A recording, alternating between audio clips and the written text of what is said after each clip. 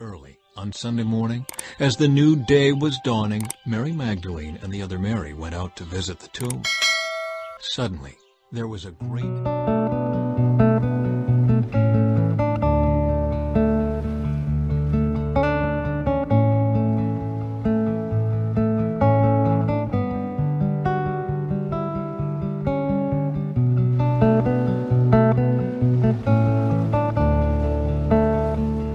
You will capture all your enemies. Your strong right hand will seize all who hate you.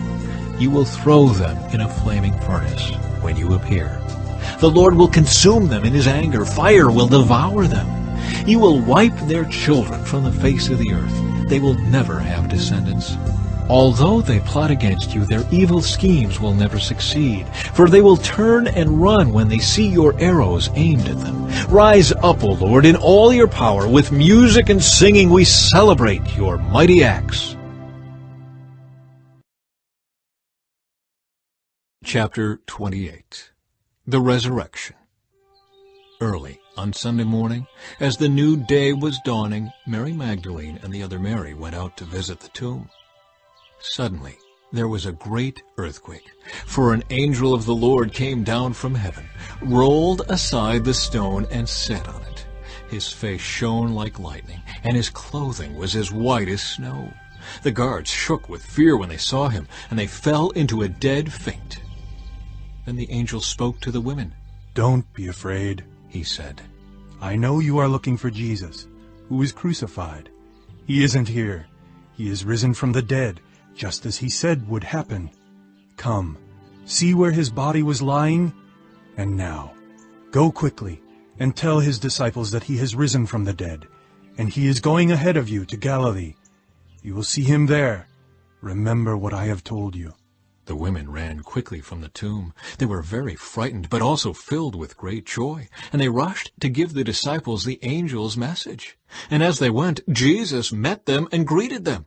And they ran to him, grasped his feet, and worshipped him. Then Jesus said to them, "Don't be afraid. Go tell my brothers to leave for Galilee, and they will see me there." The report of the guard.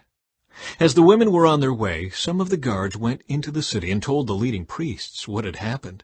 A meeting with the elders was called, and they decided to give the soldiers a large bribe. They told the soldiers, "You must say Jesus' disciples came during the night while we were sleeping, and they stole his body.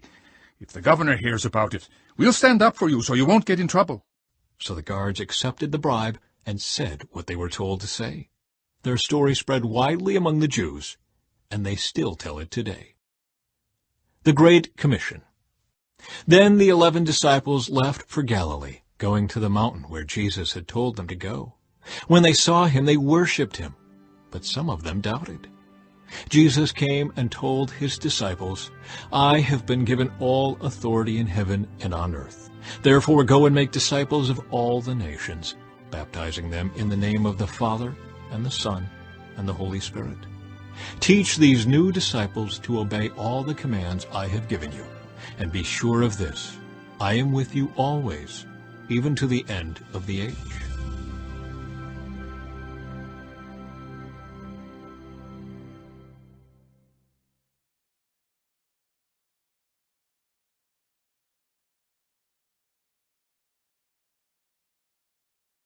Chapter 15.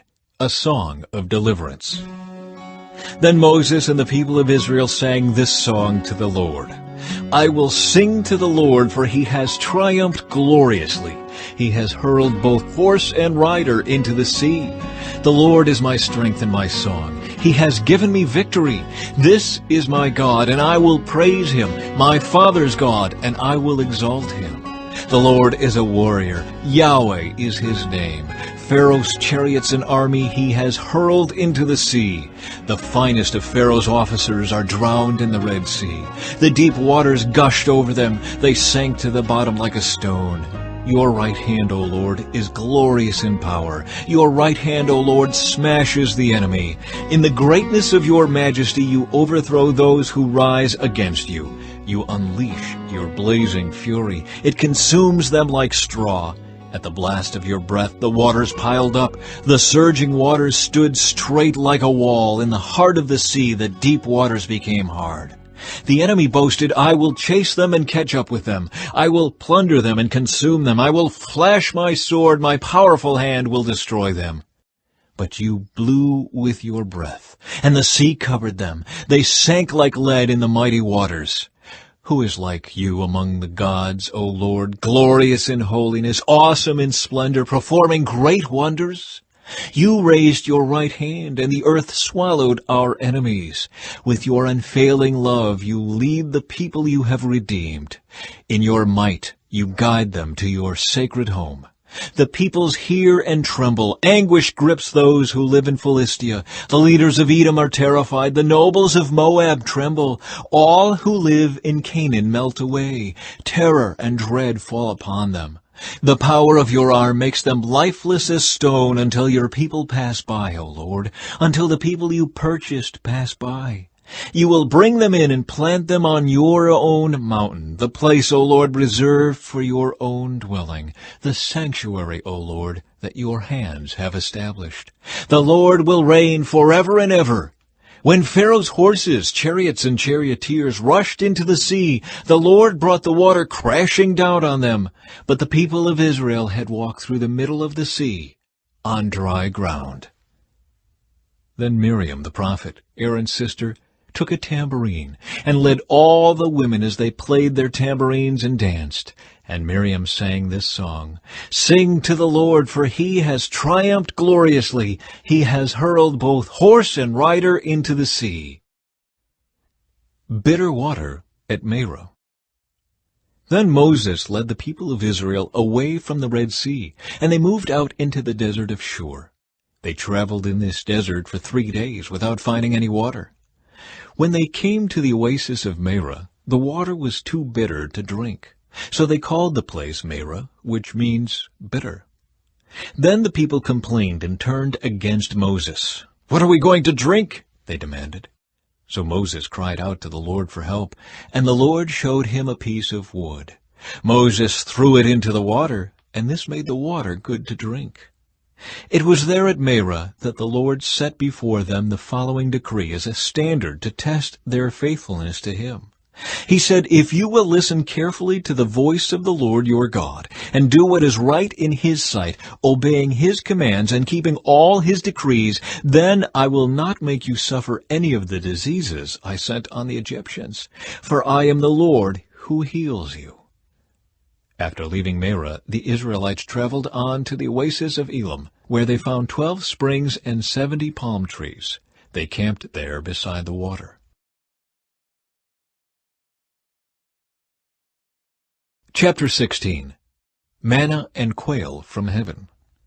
Then the whole community of Israel set out from Elim and journeyed into the wilderness of Sin, between Elim and Mount Sinai. They arrived there on the 15th day of the 2nd month, 1 month after leaving the land of Egypt. There, too, the whole community of Israel complained about Moses and Aaron. If only the Lord had killed us back in Egypt, they moaned.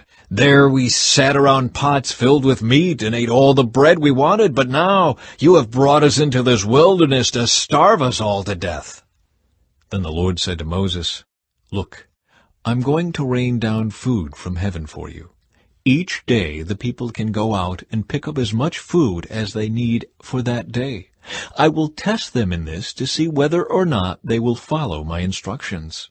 On the 6th day they will gather food, and when they prepare it, there will be twice as much as usual. So Moses and Aaron said to all the people of Israel, By evening you will realize it was the Lord who brought you out of the land of Egypt. In the morning you will see the glory of the Lord, because he has heard your complaints, which are against him, not against us. What have we done that you should complain about us? Then Moses added, The Lord will give you meat to eat in the evening and bread to satisfy you in the morning, for he has heard all your complaints against him. What have we done? Yes, your complaints are against the Lord, not against us. Then Moses said to Aaron, Announce this to the entire community of Israel. Present yourselves before the Lord, for he has heard your complaining. And as Aaron spoke to the whole community of Israel, they looked out toward the wilderness. There they could see the awesome glory of the Lord in the cloud. Then the Lord said to Moses, I have heard the Israelites' complaints. Now tell them, in the evening you will have meat to eat, and in the morning you will have all the bread you want. Then you will know that I am the Lord your God. That evening vast numbers of quail flew in and covered the camp, and the next morning the area around the camp was wet with dew. When the dew evaporated, a flaky substance as fine as frost blanketed the ground. The Israelites were puzzled when they saw it. What is it? They asked each other. They had no idea what it was. And Moses told them, It is the food the Lord has given you to eat. These are the Lord's instructions. Each household should gather as much as it needs. Pick up 2 quarts for each person in your tent. So the people of Israel did as they were told. Some gathered a lot, some only a little. But when they measured it out, everyone had just enough. Those who gathered a lot had nothing left over, and those who gathered only a little had enough. Each family had just what it needed. Then Moses told them, Do not keep any of it until morning. But some of them didn't listen and kept some of it until morning. But by then it was full of maggots and had a terrible smell. Moses was very angry with them. After this the people gathered the food morning by morning, each family according to its need. And as the sun became hot, the flakes they had not picked up melted and disappeared. On the 6th day they gathered twice as much as usual, 4 quarts for each person instead of 2. Then all the leaders of the community came and asked Moses for an explanation. He told them, This is what the Lord commanded. Tomorrow will be a day of complete rest, a holy Sabbath day set apart for the Lord. So bake or boil as much as you want today, and set aside what is left for tomorrow. So they put some aside until morning, just as Moses had commanded. And in the morning the leftover food was wholesome and good, without maggots or odor. Moses said, Eat this food today, for today is a Sabbath day, dedicated to the Lord. There will be no food on the ground today. You may gather the food for 6 days, but the 7th day is the Sabbath. There will be no food on the ground that day. Some of the people went out anyway on the 7th day, but they found no food. The Lord asked Moses, How long will these people refuse to obey my commands and instructions? They must realize that the Sabbath is the Lord's gift to you. That is why he gives you a 2-day supply on the 6th day. So there will be enough for 2 days. On the Sabbath day you must each stay in your place. Do not go out to pick up food on the 7th day. So the people did not gather any food on the 7th day. The Israelites called the food manna. It was white like coriander seed, and it tasted like honey wafers.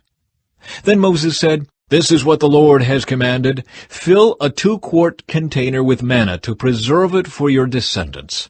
Then later generations will be able to see the food I gave you in the wilderness when I set you free from Egypt.